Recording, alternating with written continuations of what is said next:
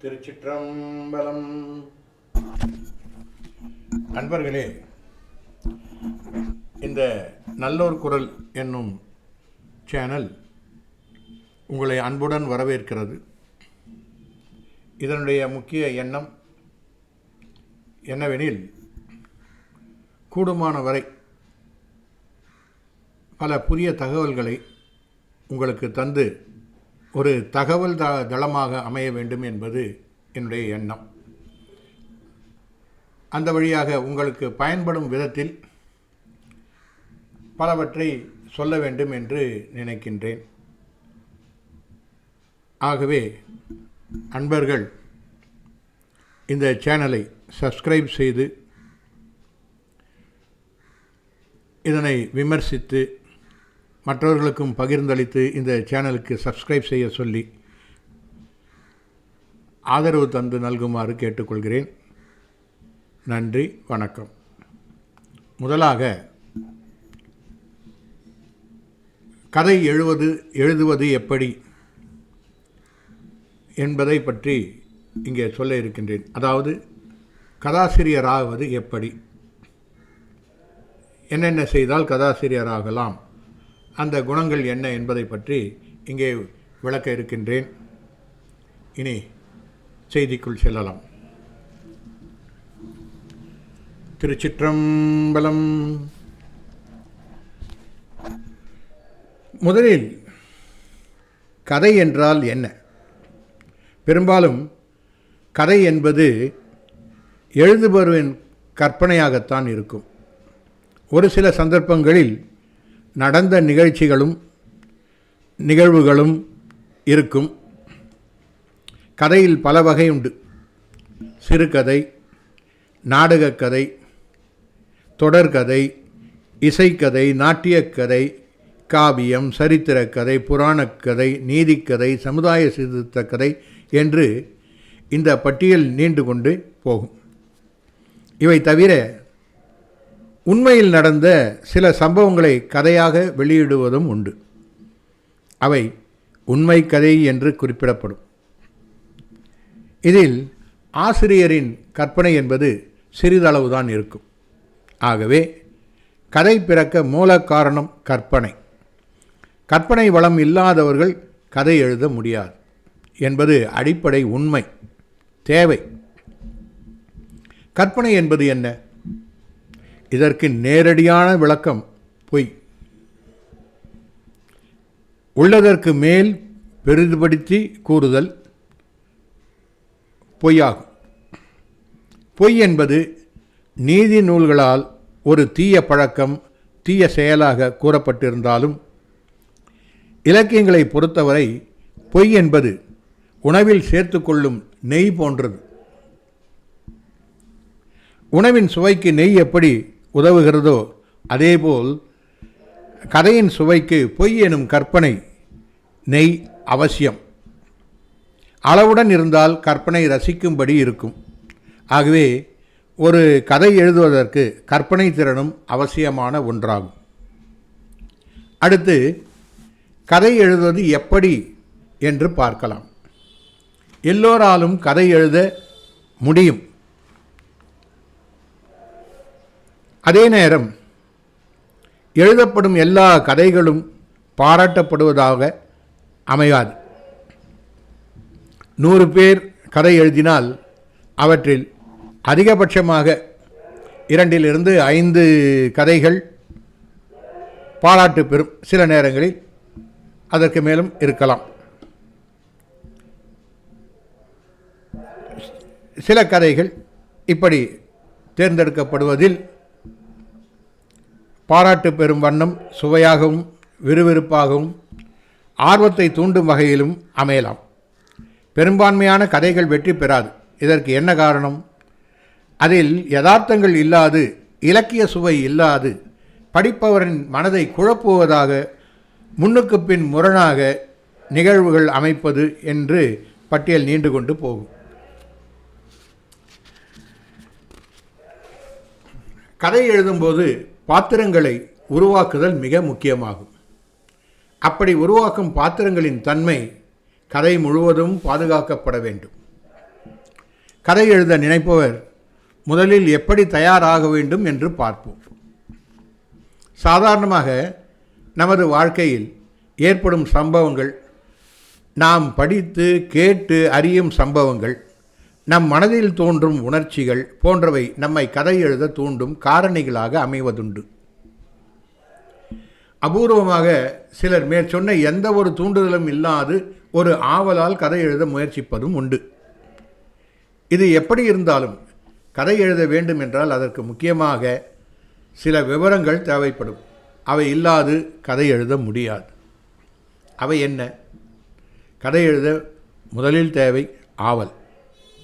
அடுத்து கதைக்கான கரு, கதைக்கான காரணம். மூன்றாவதாக கதை சொல்ல விரும்பும் செய்தி. என்ன செய்தியை இந்த கதையின் மூலம் சொல்ல விரும்புகிறோம் என்பதை முக்கியமாக கொள்ள வேண்டும். அதற்கடுத்து பாத்திரங்களின் தன்மை.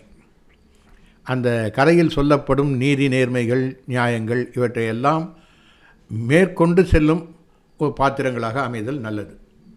அடுத்து வளமான வார்த்தைகள் மிகவும் முக்கியம். அதன் கடைசியாக பிரச்சனைகளும் அதற்கேற்ற பரிகாரங்களும். அது அனைவராலும் ஒப்புக்கொள்ளப்பட வேண்டிய பரிகாரங்களாக இருப்பது நல்லது.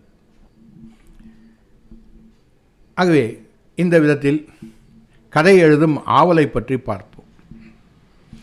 இது முக்கியமாக எழுதும் திறமையும் ஆர்வமும் உள்ளவருக்கு ஏற்படுவதில் ஆச்சரியமில்லை.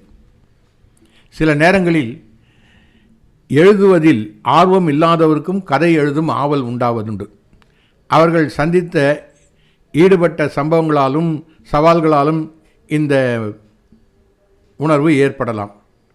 இங்கே முன் அனுபவம் இல்லாதவருக்கு இந்த கருத்துக்களும் வழிமுறைகளும் சொல்லப்படுகின்றன. ஆகவே கதை எழுத தேர்ந்தவர்களுக்கு இங்கே எதுவும் நான் சொல்லவில்லை. முன் அனுபவம் இல்லாதவர்களுக்கு ஏற்படும் ஆவல் என்பது ஒரு உணர்ச்சி தூண்டுதலாகத்தான் இருக்கும். இதனால் எழுத முற்படும் போது இருந்த ஆவல் வெகு சீக்கிரத்திலேயே மறைந்துவிடும். அத்துடன் கதை பயணமும் நின்றுவிடும். இதற்கு மூல காரணம் எழுத தேவையான செய்தி இல்லாமையும் மனமாற்றமும் காரணமாகும். சரியான வகையில் கதைப்போக்கு கொண்டு செல்ல இயலாமையும் காரணமாக இருக்கலாம். இவர்கள் செய்ய வேண்டியது என்ன என்றால், முதலில் தனக்கு எந்த வகையில் தடைகள் ஏற்படும் என்பதை முன்கூட்டியே யோசித்து அவற்றை முன்னெச்சரிக்கையாக தவிர்க்கும் நடவடிக்கைகள் எடுத்துவிட்டு பின் எழுத துவங்கலாம்.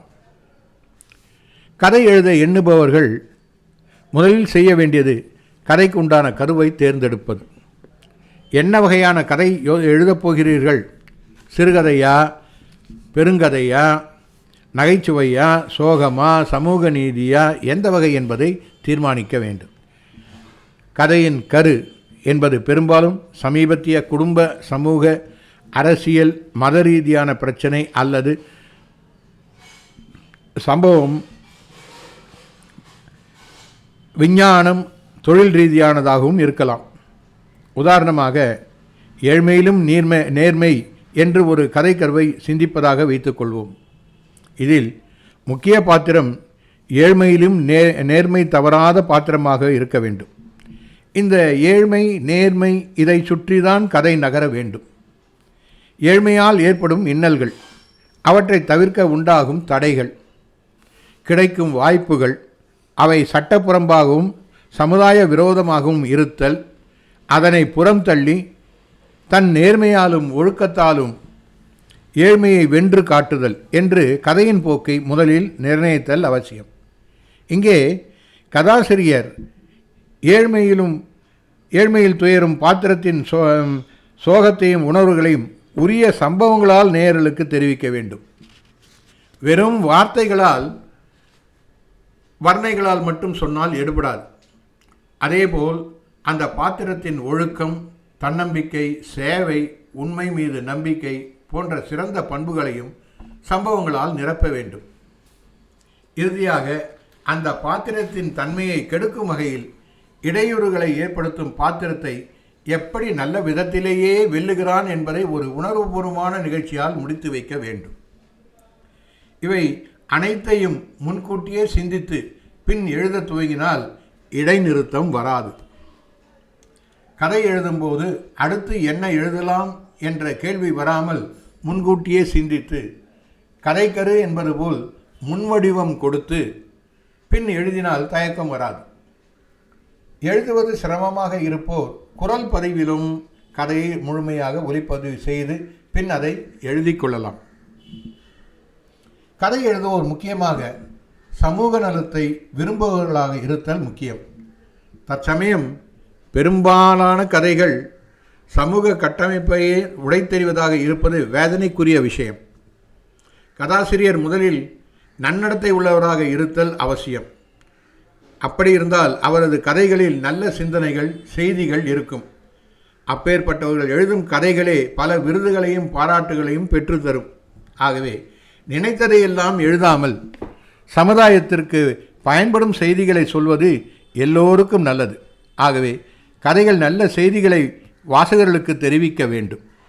அடுத்து, எழுதும் எழுத்தின் நாகரிகம். வரம்பு மீறிய வார்த்தைகளை பிரயோகிப்பது அந்த எழுத்தாளரை மிகவும் தோலெரித்து காட்டிவிடும். ஆகவே வார்த்தைகள் பெரும்பாலும் கௌரவமானதாகவும் ரசிக்கும்படியும் அமைதல் முக்கியம். எழுத்தாளன் சமுதாயத்தில் உள்ள சில குறைபாடுகளை வெளிப்படுத்தும் போது அதில் ஒரு நாகரிகம் இருக்க வேண்டும். எந்த நிலையிலும் வரம்பு மீறுதல் கூடாது. ஒருவன் தன்னை மக்கள் முன் எப்படி காட்டிக்கொள்வான்? தன் நல்ல குணங்களை மட்டும்தான் சொல்லி அனைவர் மதிப்பையும் பெற முயல்வான். அதேபோல்தான் தான் வாழும் சமுதாயத்தையும், நாட்டையும், இனத்தையும், மதத்தையும் எண்ண வேண்டும். கலாச்சாரத்தையும் பண்பாட்டையும் கேவலப்படுத்தி பேசுவது 50-60 வருடங்களாக விஷச்செடி போல் வளர்ந்து வருகிறது. இது நாட்டிற்கே பேராபத்தை உருவாக்கும் செயல் என்பதை உணர வேண்டும். நம் முன்னோர்கள் சொல்லிச் சென்றதை இகழ்ந்து பேசினால் தன்னை மேதாவி என்று மற்றவர்கள் நினைப்பார்கள் என்னும் மனப்பான்மை பெருகி வருகிறது. அதன் காரணமே நம் கலாச்சார பண்பாட்டின் சீரழிவு. அதன் விளைவே இன்று சமுதாயத்தில் வளர்ந்து வரும் கொலை, கொள்ளை, கற்பழிப்பு, மோசடிகள், லஞ்சம், ஊழல் என்னும் அனைத்து சமுதாய தேச விரோத செயல்களும். இதை கருத்தில் கொண்டு நாம் முன்னோர்கள் சொல்லிச் சென்றதை பழித்து பேசுபவர்கள் தங்கள் தகுதியை முதலில் உணர வேண்டும். ஸ்ரீலோலன்களாக இருப்பவர்கள் கற்பு என்பதே ஒரு அடக்குமுறை என்றும் பெண்ணை அடிமைப்படுத்தும் எண்ணம் என்று பேசுவதும் அநாகரிக செயல். அதை மக்கள் புரிந்து கொள்ள வேண்டும். நீங்கள் தேர்ந்தெடுக்கும் தலைவர்கள் அநியாயக்காரர்களாகவும் ஒழுக்கம் கெட்டவர்களாகவும் இருப்பது உங்களுக்குத்தான் அவமானம் என்பதை நீங்கள் புரிந்து கொள்ள வேண்டும். எழுத்தாளர் இதை கவனிக்க வேண்டும். அதை போன்றுதான் தன்னுடைய கதைகளை அமைக்க வேண்டும். இந்த கருத்துக்களை சொல்லும் விதத்தில் கதைகளை அமைத்தல் நல்லது. சாத்தான்கள் வேதம் படிக்கக்கூடாது. ஆகவே அயோக்கியர்கள் கதை எழுதுதல் கண்டிக்கப்பட வேண்டும். அடுத்து, படைக்கும் பாத்திரங்களின் குணங்கள், செயல்பாடுகள். கதை எழுதுபவர்கள் கூடுமான வரை பாத்திரங்களின் தன்மையை நல்ல நேர்மறையில் காட்டுவது அவர்களுக்கும் நாட்டுக்கும் நல்லதை தரும். எதிர்மறையான தன்மை கொண்ட பாத்திரங்கள் படைத்தால் அதன் மூலம் வாசகர்களுக்கு அந்த பாத்திரத்தின் மேல் வெறுப்பும், தான் அந்த மாதிரி தன்மையுடன் இருக்கக்கூடாது என்பதை தீர்மானிக்கும்படியாகவும் நிகழ்ச்சிகளை அமைக்க வேண்டும். எதிர்மறை செய்திகளும் செயல்களும் தவிர்த்தல் நல்லது. கடைசியாக, கதையின் மூலம். இது பெரும்பாலும் ஒரு பிரச்சனையாகத்தான் இருக்கும். அந்த பிரச்சனை தீர்க்கும் வழியை சொல்வதில்தான் கதாசிரியரின் திறமையும் கௌரவமும் தகுதியும் உள்ளது. பிரச்சனைகளுக்கு தரும் தீர்ப்பும் பரிகாரமும் உன்னதமாகவும் ஆச்சரியமும் ஆனந்தமும் வாசகர்களுக்கு தரும்படியாகவும் அமைந்தால் மக்களிடையே அமோகமான வரவேற்பை பெறும். இந்த வழிமுறையை பயன்படுத்தினால் நீங்களும் சிறந்த கதாசிரியராக உருவாகலாம். நன்றி, வணக்கம். திருச்சிற்றம்பலம்.